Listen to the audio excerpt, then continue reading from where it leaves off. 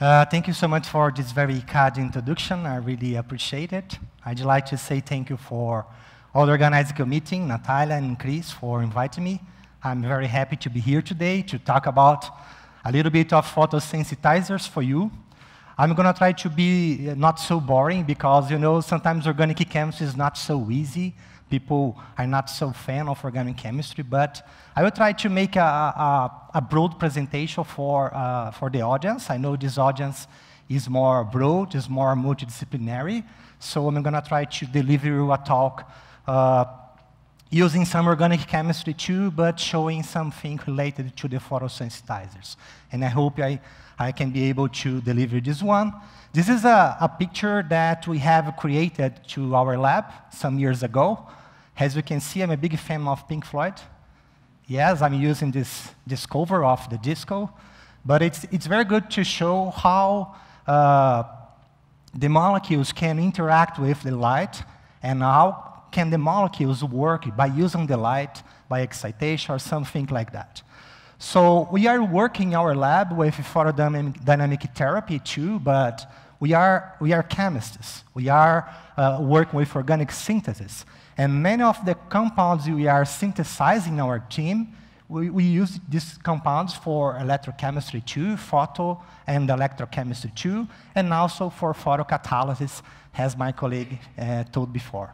So today I will talk about something related to artificial intelligence that can be used for organic synthesis. It's a little bit new for the chemistry, but not so new for the engineers. It's an old issue, an old topic for chemical engineers. So the title of my presentation is Machine-Assisted Synthesis of Naturally Occurring Curcuminoids for Applications in PDT Treatments. Curcumin is a very special molecule that we are very interested in to work this one in this team, in CEPOF team. So we are working a lot with this compound as photosensitizer. So first of all, I'd like to say something about curcumin for all of you. I'd like to say some chemical properties. I'd like to say some photophysical properties and some particular features of this kind of molecule for applications in photodynamic therapy. I'd like to say a little bit about flow chemistry. Flow chemistry is a new technology for chemists. It's not so new for chemical engineers, as I told you before, but for chemists, it's relatively new. Basically, people are using some artificial intelligence and some machines to make the synthesis better. And I'd like to show you some examples from our lab about the synthesis of this molecule. I'd like to show you some application of curcumin as the photosensitizer. And also, I'd like to say, of course, thank you for all the people that are working together. So every time I talk about curcumin, I start my presentation with this cover of this paper. This is a really awesome paper about curcumin. If you are working with curcumin, if you are interested in to work with curcumin, let's go read this paper. This is well-written paper. This is a very broad paper. It covers many things about curcumin, from the molecule to the applications. So it's very mandatory to read this one to know about this kind of compounds. This is a German journal. It's a very high impact factor journal. So this is a very awesome text to learn about curcumin. Okay, let's go talk about a little bit this kind of molecule. As Professor Marietti told us before, nature is very inspiring for many things. Actually, nature is the best laboratory of the world because nature knows better than us. Nature had the time to think about the synthesis, to think about the best size of the molecules, the best number of rings to perform the best molecules. Our knowledge sometimes fails to understand and to catch up, definitely, all the things that nature have designed along the years. So since nature knows better, why not to use nature for humans, for the people that need some medicines, that need some new photosensitizers. So that's the idea of using of curcumin, has a very good photosensitizer. Actually, curcumin has been used for many applications in medicine. I'm going to show you something about it. But it is a very, very interesting molecule. People call this one as a panacea. You know what panacea means? Panacea, it's like you can use this one for everything you need. It's like a miracle medicine. You drink this one, you use this one, you're going to be cured of everything. It's not true, of course. There is no medicine like this one. But panacea is this one. It's the medicine for almost everything. So people are using curcumin for many, many applications. I'm going to show you something. Where we can find curcumin? We can extract the curcumin from Curcuma longa. It's a very well-known plant. People in India know this one a lot. People eat this one a lot, actually, in a curry.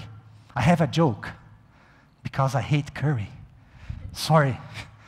Yes, I'm allergic. I'm not kidding. But I synthesize curcumin.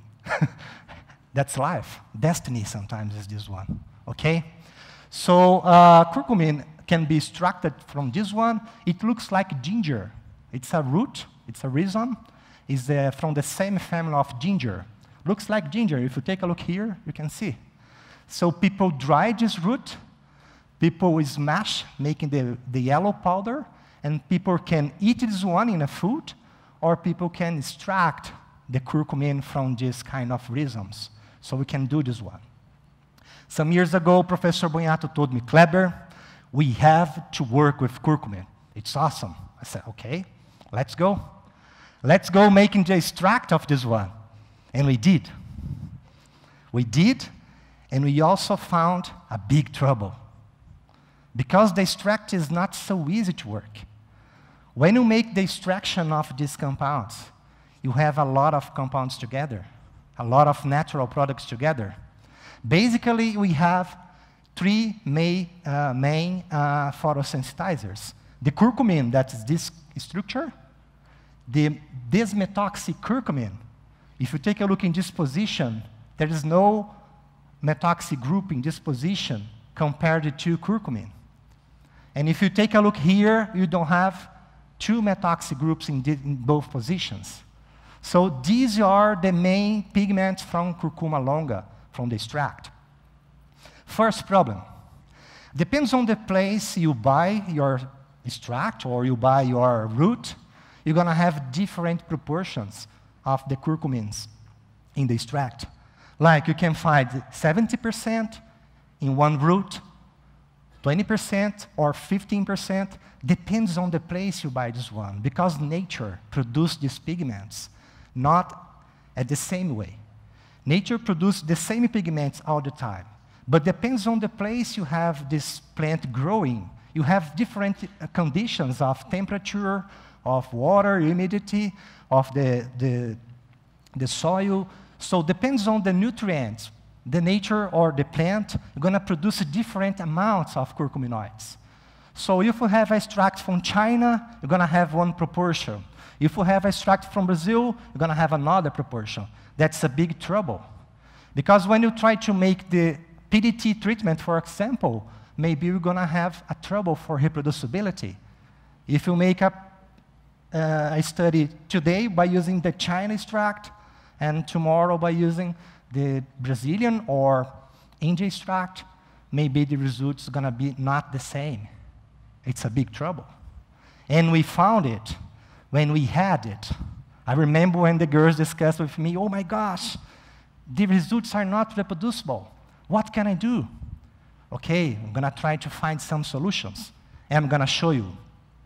Okay, let's go, before to talk about the solutions for curcumin extract, let me show you a little bit more about the applications of curcumin in medicine in general.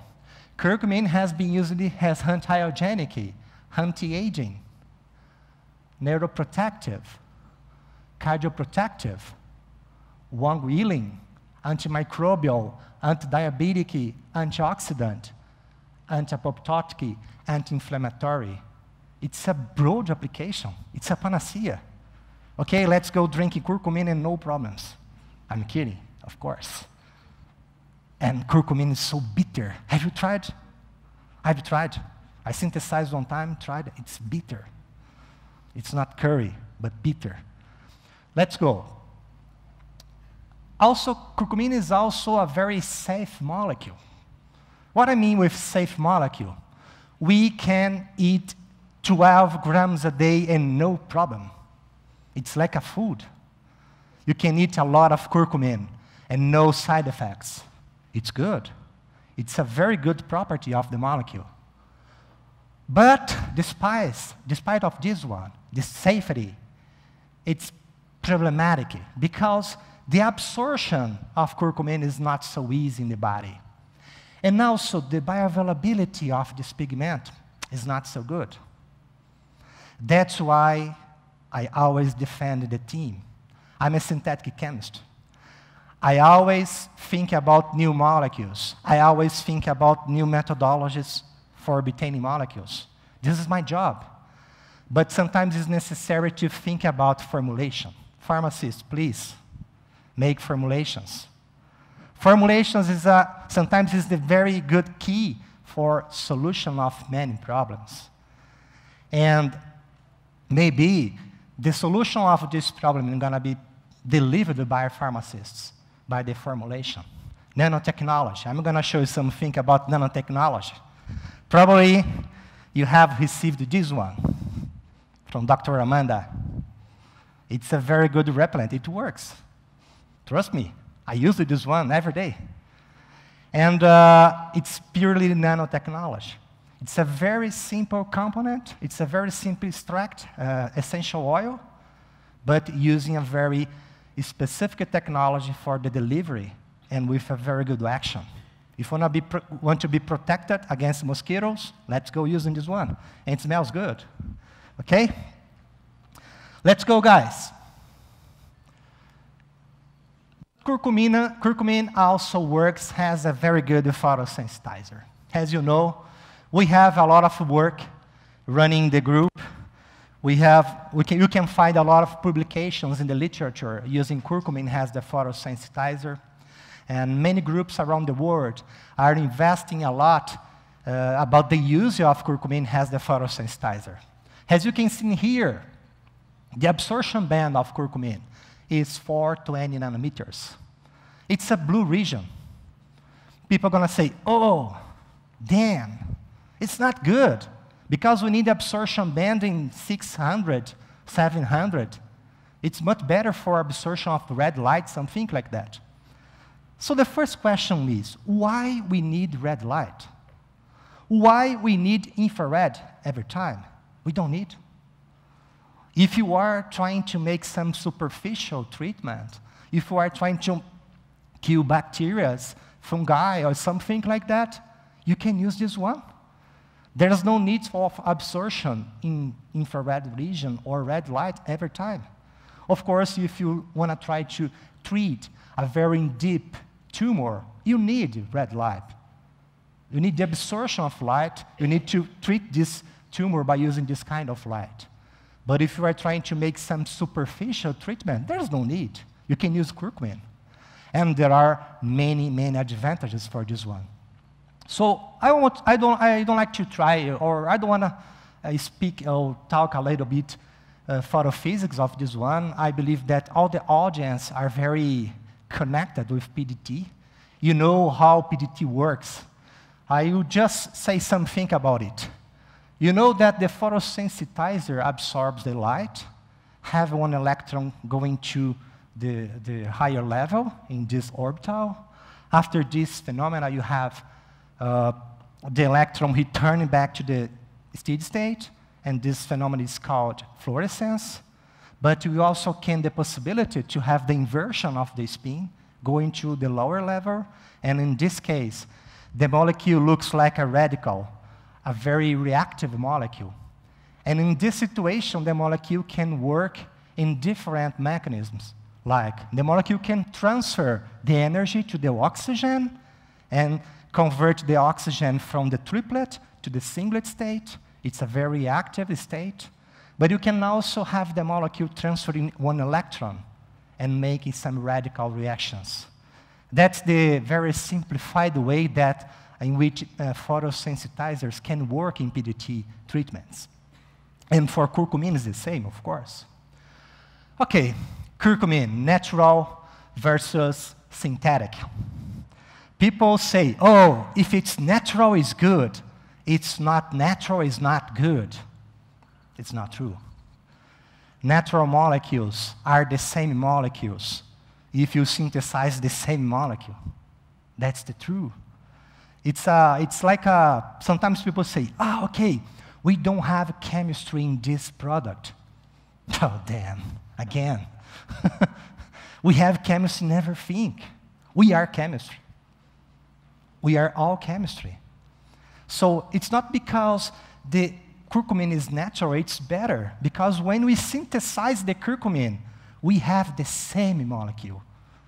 I swear, it's the same. Trust me.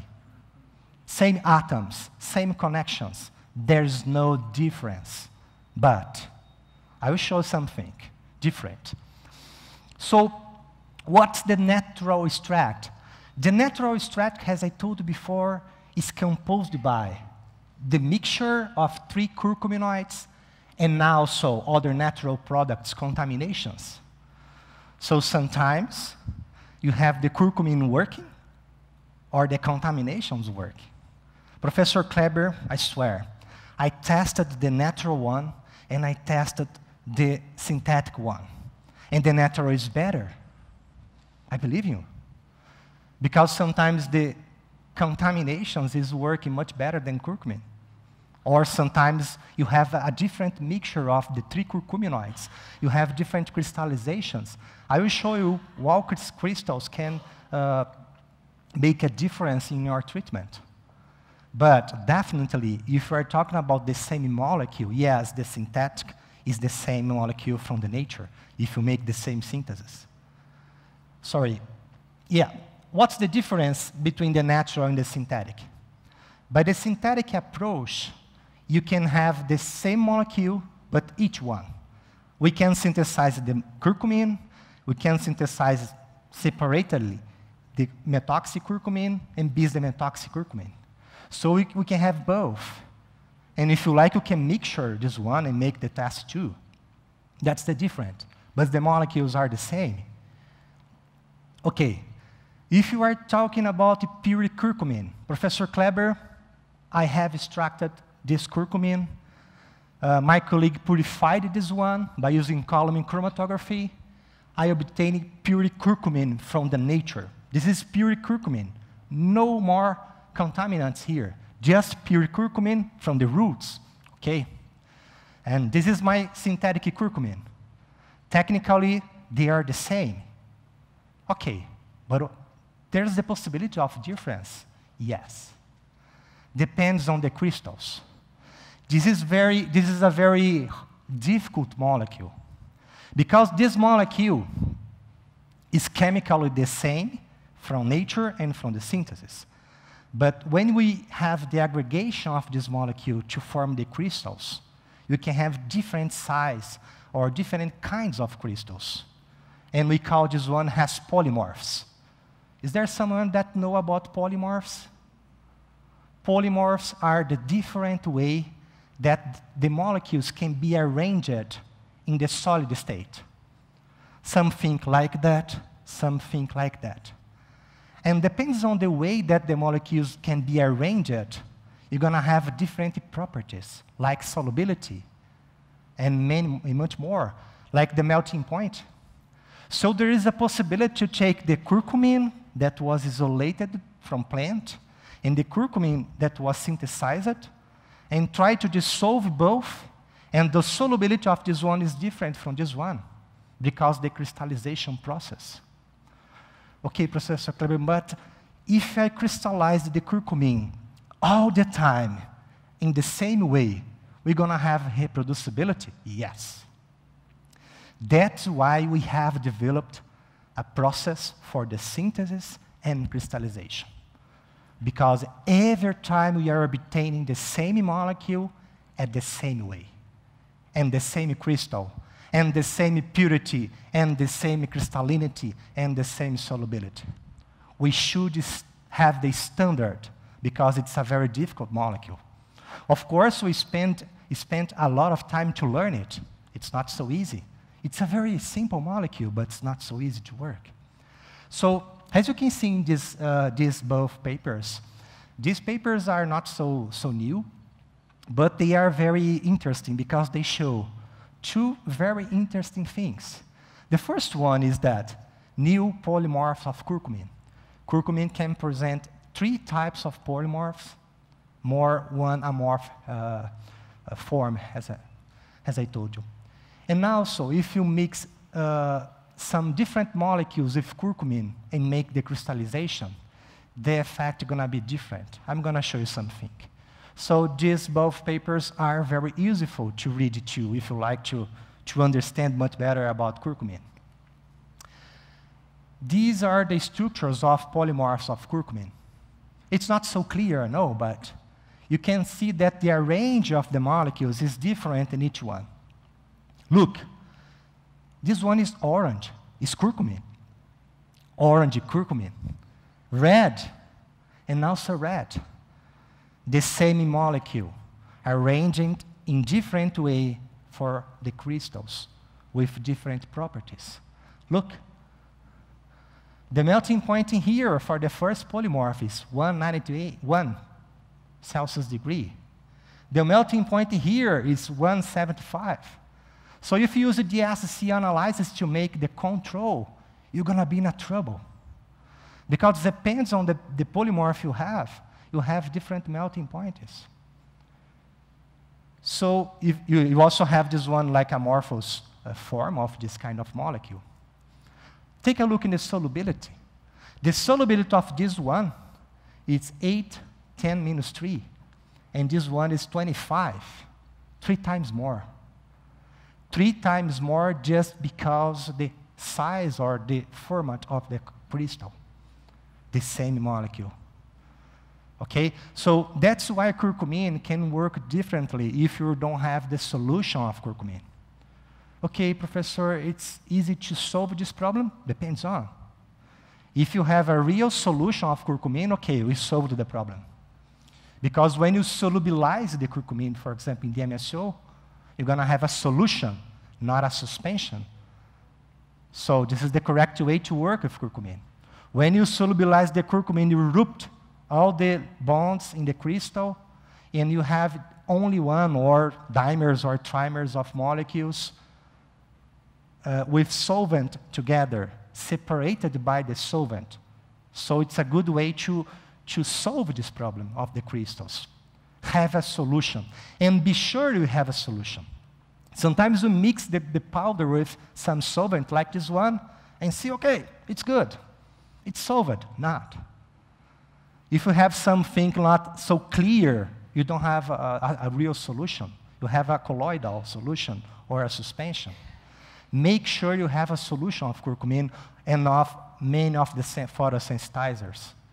Because if you take some part of the solution and it's not a solution, maybe you can take more curcumin now and less curcumin after, and you're going to be in trouble. Okay? Okay, let's go. This is another paper in which the researchers proved that if we crystallize another molecule together, like a sugar, we can have different properties of curcumin. We can have more solubility. Look, 12 times more, just by the co-crystallization. You put curcumin together another molecule and promote the crystallization, and the properties are different for the applications and solubility. So it's a good strategy. So the lessons learned here is formulation. Sometimes is a good choice. It's good to solve many problems we have in applications of photosensitizers. Okay, as I told you before, if you want to use a synthetic curcumin, make sure you have a real solution, not a suspension. Every time, make sure you have a solution. Solubilize, heat, take a look, go to the microscope and be sure to have a solution, because you're going to solve the problem of the different activities of curcumin. Do not save for future the stock of the solution. It's very common in PDT treatments or tests or studies. People prepare the stock, put on a freezer, and use this one after 1 week. No way. No way for curcumin. Because if you put this one in a freezer, maybe curcumin is going to be crystallized. And after that, you don't have the same concentration as in the beginning. Additionally, maybe if you have some light source inside the freezer, a small portion of light and oxygen, you can also have a decomposition of curcumin, a photobleaching. So the concentration is going to be not the same. So that's why curcumin is a very problematic or difficult molecule. Every time you want to use curcumin, prepare your solution. Okay, but if you are using the formulated state, good.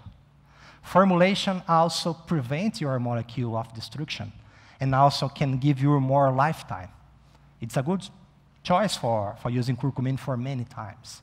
For example, if you are developing a new product, it's important to give a lifetime for the compound and to give a good lifetime for the curcumin. And formulation is a good choice. We have found this one in the group, okay? Okay, a little bit more about curcumin. This is the color of the solutions when we have a different pH. It's acidity or basicity of the solution. For example, in a pH, oh, it's hard to see. It's a yellow color. It's not good. Okay, from the pH from 1 to 7, the color you can see in the solution is the yellow one. But if you have a pH like 7.5, you're going to have like an orange.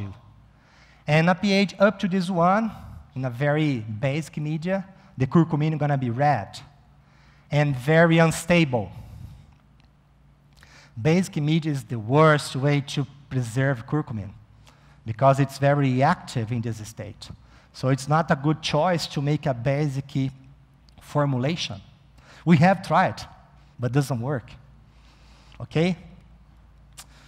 Okay, a little bit too about the products that are obtained after decomposition. I don't know if someone, I know that there are many students here working with curcumin, but just to mention, if you have a solution of curcumin, and if you have a very strong light source, like a blue light, if you put the tube of solution in front of the light, maybe in 20 minutes, it's going to be clear. No more curcumin. The rate in which the curcumin is degraded, is decomposed, is very high. Curcumin is not so, it's a fast decomposition. And when we decompose, when we have decomposition of the curcumin by using oxygen or some acidic or basic reactions, the main products are this one. Do you know vanillin? Ice cream, vanilla? Good. It smells good. If you make the composition of curcumin, when it smells, looks like ice cream. I'm kidding. A little bit of smell sometimes. Okay? This is not so dangerous molecule. And if you are thinking about environmental solutions, great.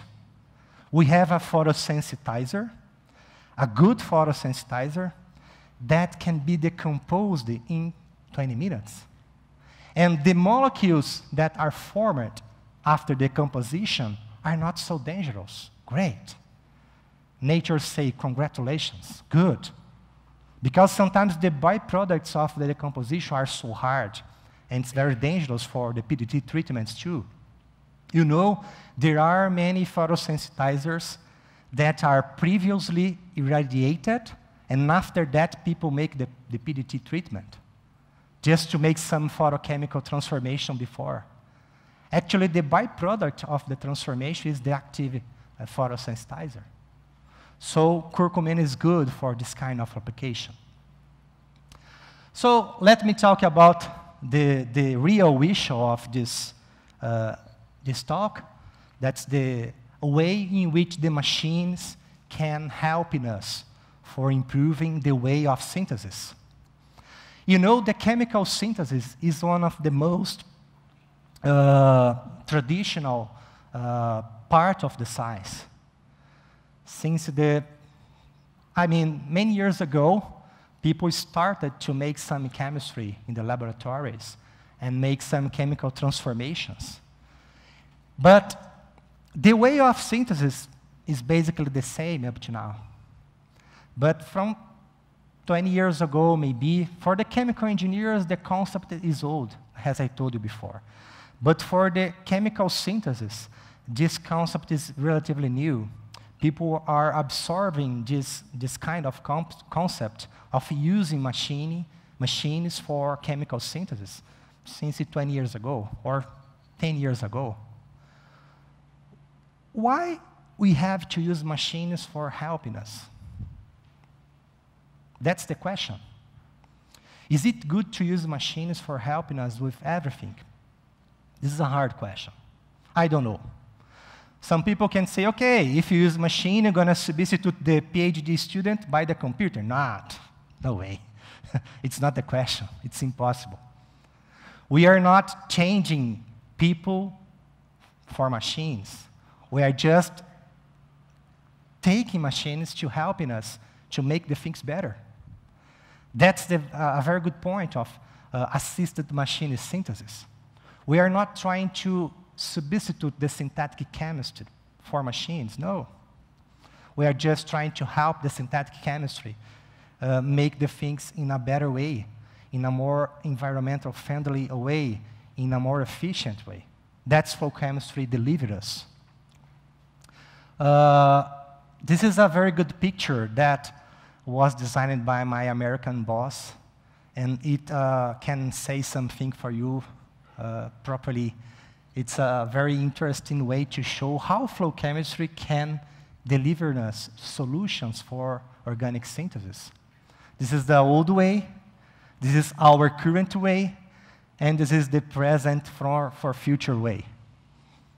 It's evolution of synthesis. Basically, how flow chemistry works? What can we do to make flow chemistry in our lab? It's simple. It's just changing the way of synthesis. I mean, you can pump the reagent instead of using the syringe to make the injection. You can use the pump for pumping the reagent from a bottle to the reactor. When you pump the reagents here, we have the mixture, we have a reactor here, different kinds of reactors with more efficiency to perform the reaction. That's the secret of flow chemistry. It's not power, it's the good way to make the things. So you have the transformations here. You also can control the pressure, the temperature, the instance of light. You can also have the inline monitoring of the reaction.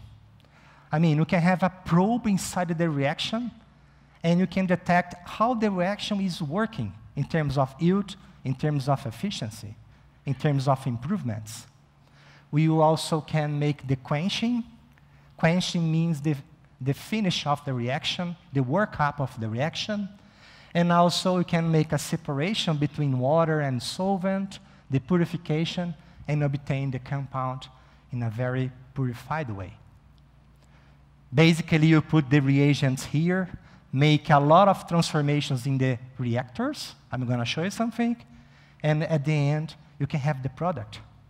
It's much better to make this one and than make the synthesis in a very traditional way. Is there some guys from organic synthesis here? You are? Synthetic chemist? Someone more? No, just one. Okay, right along. Two, yeah. Machine. This is a continuous feedback control synthesis. I could have 1,000 graduate students in line, and they will put in a little bit, and they can go. It's not practical. Yeah, yes. but the machine is to make practical. But it's not a really self-sustained, self-intelligent process. There is. No, you make a control. You have a feedback. Yeah. So once you set the feedback, you say, I want to always have that. Vanderlei, every time you're going to need the human interface. Machine can plan a lot of things, but humans are better, you know? We play with the machines. Yeah. Okay, let's go. We can discuss this one more. Okay, that's the way we can make organic synthesis by using flow chemistry.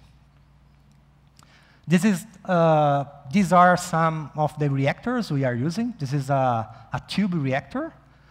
This is a designed reactor from our lab, a designed photoreactor from our lab too, and a commercial reactors, columns. What about the secret of flow chemistry?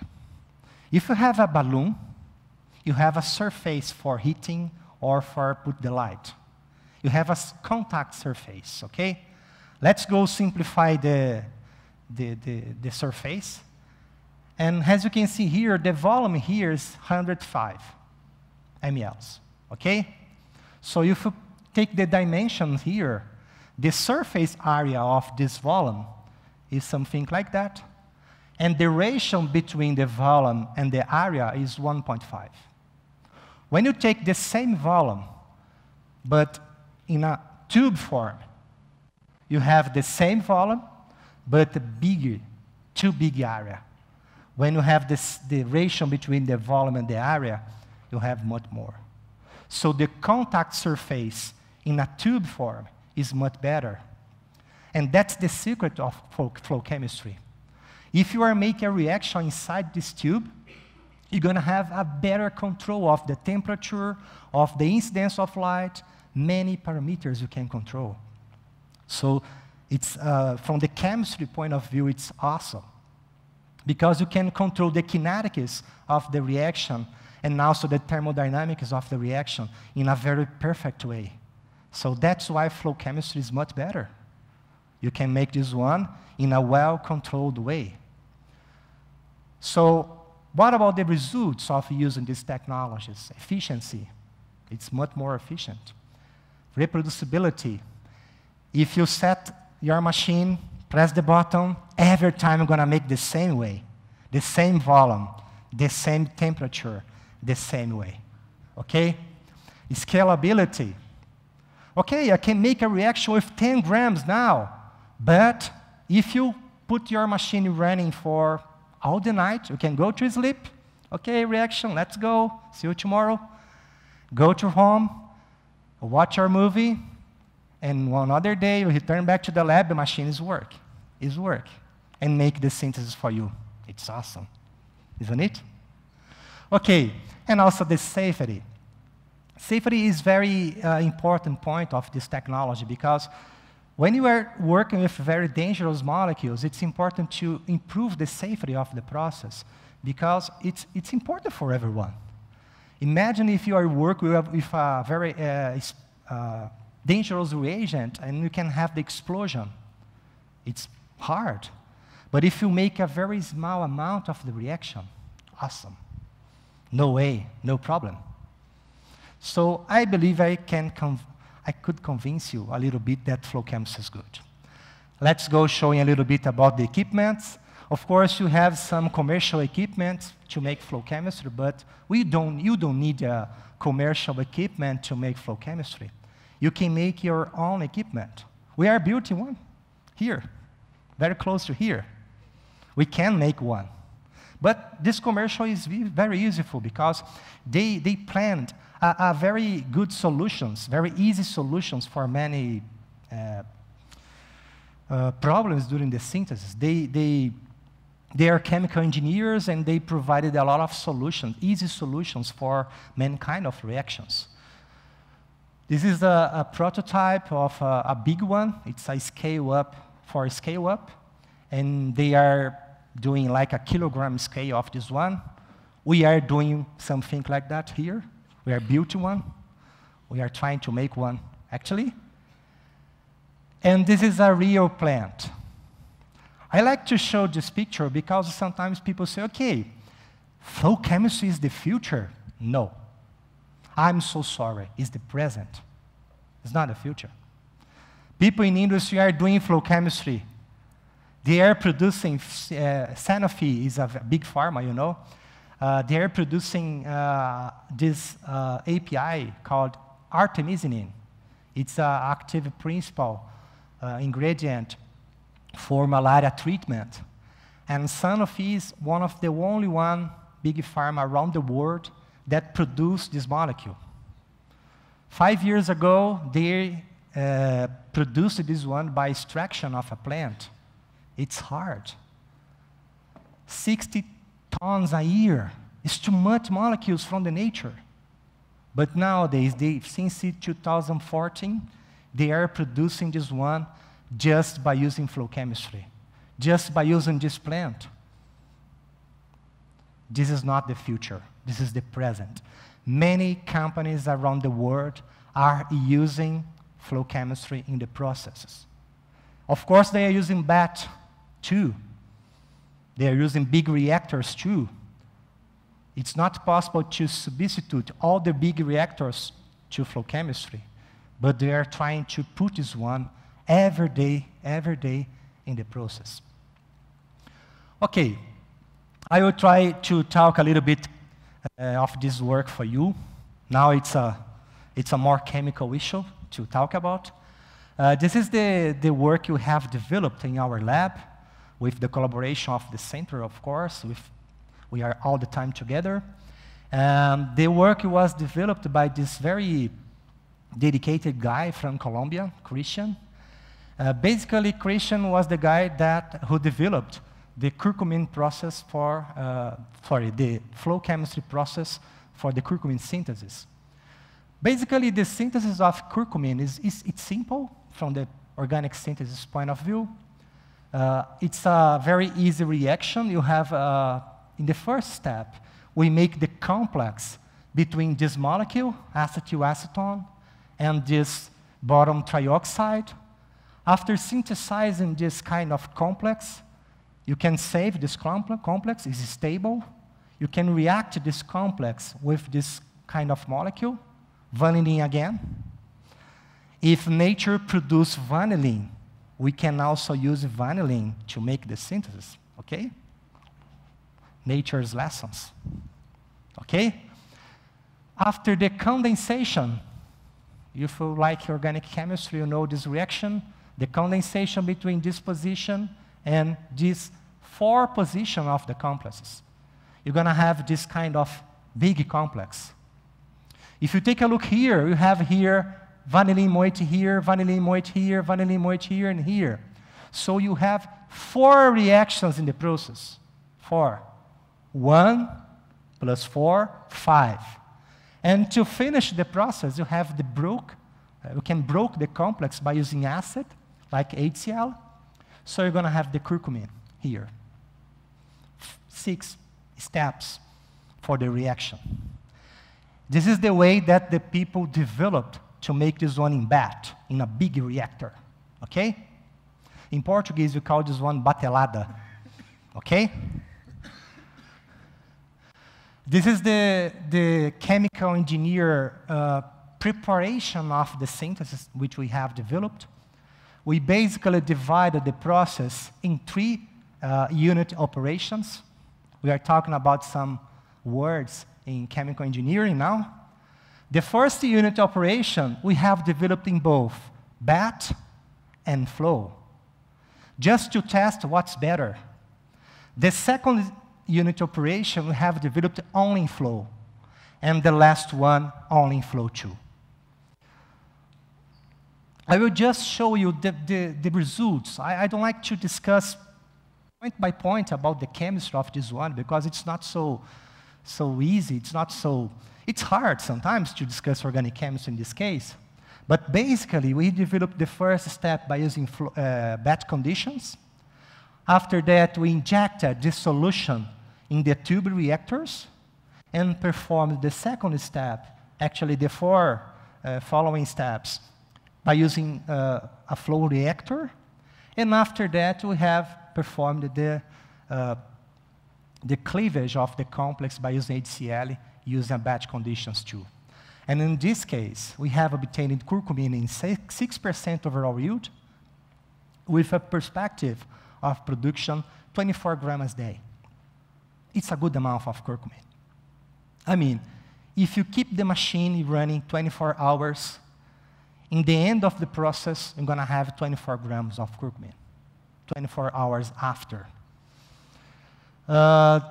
Most importantly in this case, the purification is much easier.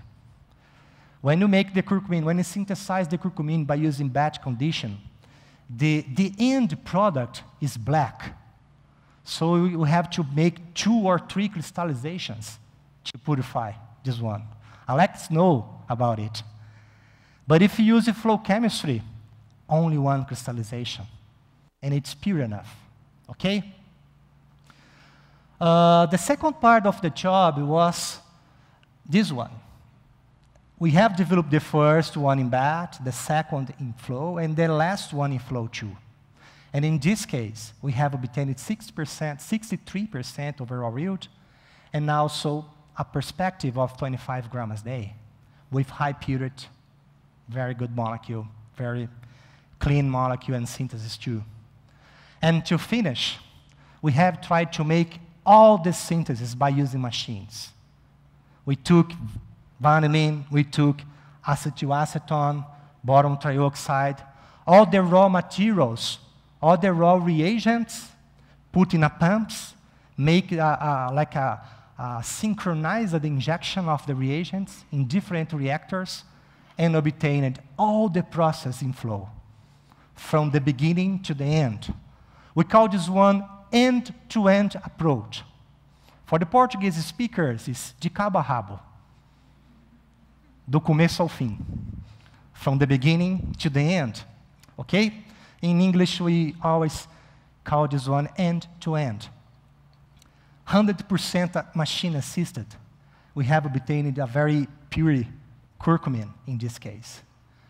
In 52% overall yield, with the perspective 20 grams a day. As you can see, when you use the fully assisted machine, the yield is a little bit lower. So what's the secret? Use the first step in batch, the second and the last one in flow. It's solved. It's the best way to make the synthesis. So the question is, it's not important to use flow chemistry in all the process. We can use flow chemistry in some parts of the process to improve the overall process. You're going to be happy with this one. Okay? This is the picture of the setup, the pumps. It's the front side of the pump. The place when we can inject the first reagents. We call this one looping. This is the tube reactor inside a DC oven. We use a very old DC oven from the lab just to heat the reaction. And this is the picture when you have a crystallization of the reaction by using batch conditions. This is the appearance of the mother liquor after the crystallization. Very dark, too much impurities, hard to purify. But when you make the synthesis by using flow chemistry, it's clean. It's the same color of curcumin. Okay? This is a paper published of these technologies. Both the 3 curcuminoids were synthesized by using this technology, not only curcumin. We have performed all the synthesis, 3 curcuminoids by using this technology. And this is the next. The next step. Unfortunately, we don't have the real picture of the system because you are trying to finish the plant. This is a Chinese plant. It's not so clear here. We have planned the flow and batch system. This is the guy who is developed this one, Alex, is there. And this is a picture from Amanda's lab. Thank you, Amanda, for this very awesome picture. We have the same reactor in our lab now. I'm going to use this one. Okay, I will talk about 2 minutes about the applications of this one and finish my presentation, okay? After synthesizing a lot of curcumin, the question is, okay, now we have a lot of curcumin. I have more than 1 kilo in my lab now. We can apply for everything. Let's go to application. This is a work that was developed by Larissa and other students from the group. Basically, they have developed a formulation of curcumin. They put the curcumin in the water, and after the contact with the larva of dengue mosquito, the larva can feed or can absorb curcumin, and after the light exposure, no more larva. 20 minutes. It's awesome. We are talking about a very huge problem in Brazil. You know, dengue, Zika, a lot of problems with the mosquito.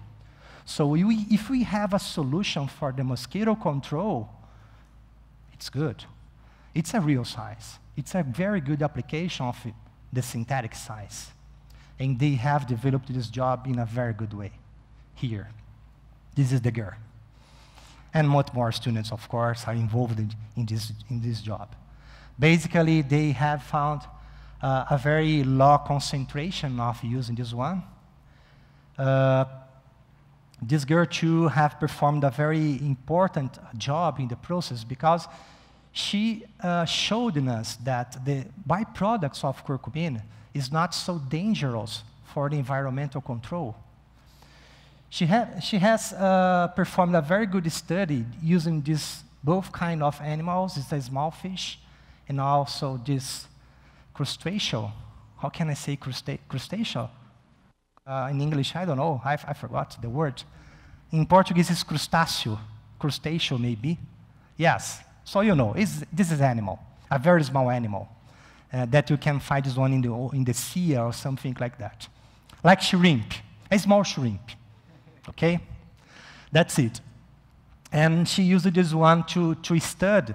What about the formulation? What about the concentration that is really safe for using? And she found like 100 milligrams per liter. It's too much curcumin. No problem. We are safe. Because we are using micrograms per liter for the PDT effect. So it's very safe for using environment. This is the aquarium. Too much curcumin in the water, too much fish inside, and the fish was good. A little bit yellow, but good. Okay? Look. A little bit colored. This is the paper we have published about this first results. And Larissa told me that they have much more now. I'm happy. And she is happy too, of course, because she's the owner of the job, of course. And what about the next? We have found a very special results on the larva control. Now it's time to improve this one. And now I have a joke.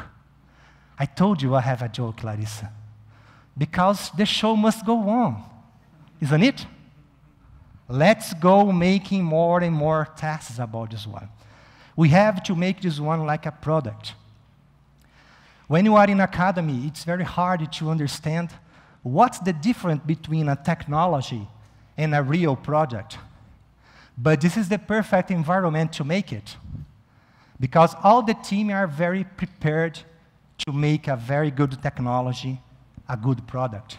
So let's go. I'm finishing, Christina, sorry. Just to sum me up, this is the things that we have performed in terms of chemistry. We have found a lot of improvements for the curcumin synthesis. As I told you before, there's no way, or it's not important to use only flow chemistry, but if you can use both, flow and batch, it's a good way to make the chemical process. And this is the very good application of this one, okay? So this is my very small but excited team. It's my students from Federal University of São Carlos. My best friend, Professor Timothy Broxson. It's a very good guy, which I have an opportunity to stay together and work together. It's a very good reference for me in terms of scientific production, scientific way to make the science, everything.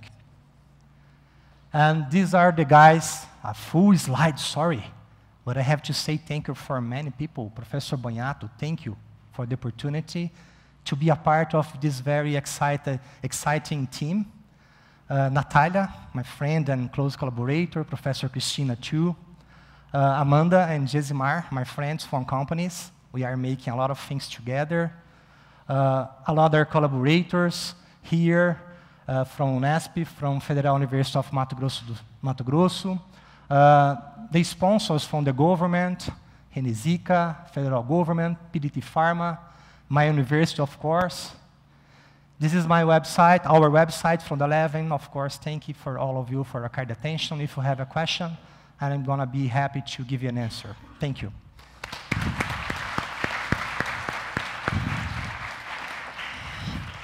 Thank you, Professor. Any question?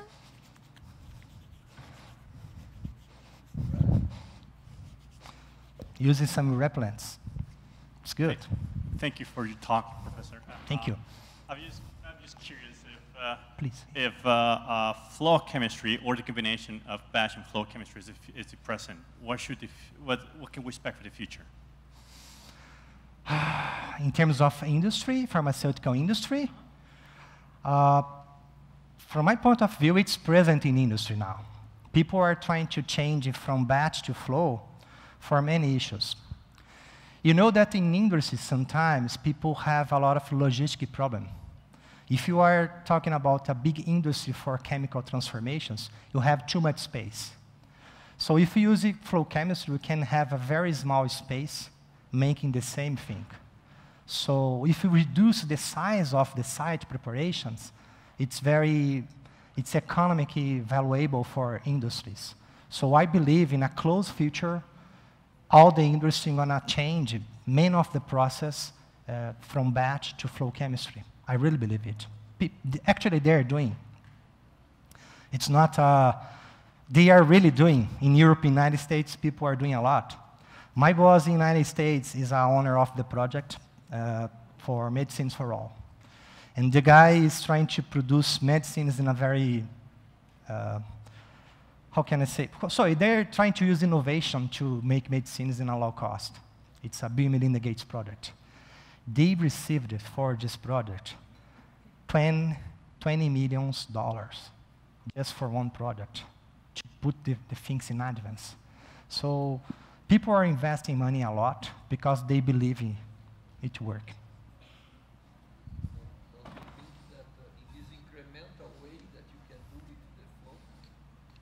What do you mean? With the incremental way you do the flow, you can correct continuously. Yes. So it's not like putting Yes. 100 liters together. So this, I think, is the big advantage. Yes, yes.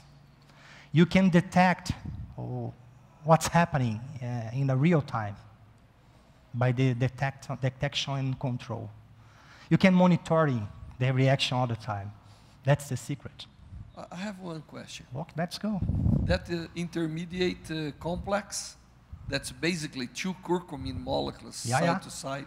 Yeah. Is not that attractive molecule for PDT as well?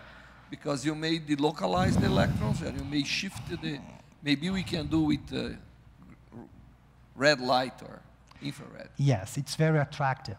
But did you test or no. induce somebody to test? Not because the boron atom is very toxic. Oh, okay. But we have synthesized the zinc complex, and I'm going to try to test it. Congratulations, Kleber, for Thank you. an interesting organic synthesis lecture. Did you ever try to protect that hydroxyl groups of curcumin molecule? The phenolic hydroxyl groups? Or the enol, yes. I have a student, a master degree student now, and she did a very good job. We performed acetylation of the positions, and we also connect another molecules there to have different. You have been able to protect all the OH groups, the enol, No. or just the phenolic? Just the phenolic. Just the phenolic. Yeah. The other one is protected by Carbonyl group, yes. We have a hydrogen bond. And did you check the stability of that curcumin comparatively to the it's much better. Yeah. Yes, it's a very new result we have. I guess. Yeah. It's much better. You have no idea. Isn't that always? Yeah. It's a good result, but depends on you like. For example, if you like to, yes, for environmental issues, problem is okay, curcumin is awesome. But for PDT, it's good to have more stability. Yes. Thank you.